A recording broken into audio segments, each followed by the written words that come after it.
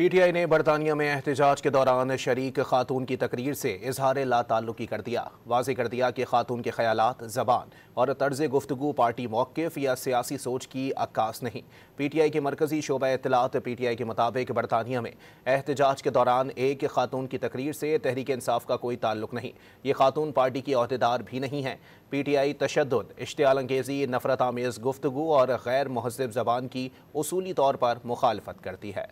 PTI ने बरतानिया में एहतजाज के दौरान शरीक खातून की तकरीर से इजहार लाताल्लुकी कर दिया। वाज़ेह कर दिया कि खातून के ख्यालात, ज़बान और तर्ज गुफ्तगू पार्टी मौक़िफ़ या सियासी सोच की अक्कास नहीं। पीटीआई के मरकज़ी शोबा इत्तलात पीटीआई के मुताबिक बरतानिया में एहतजाज के दौरान एक खातून की तकरीर से तहरीक इंसाफ का कोई ताल्लुक नहीं। ये खातून पार्टी की अहदेदार भी नहीं है। पीटीआई तशद्दुद, इश्तियाल अंगेज़ी, नफ़रत आमेज़ गुफ्तगू और गैर महज़्ज़ब ज़बान की उसूली तौर पर मुखालफत करती है।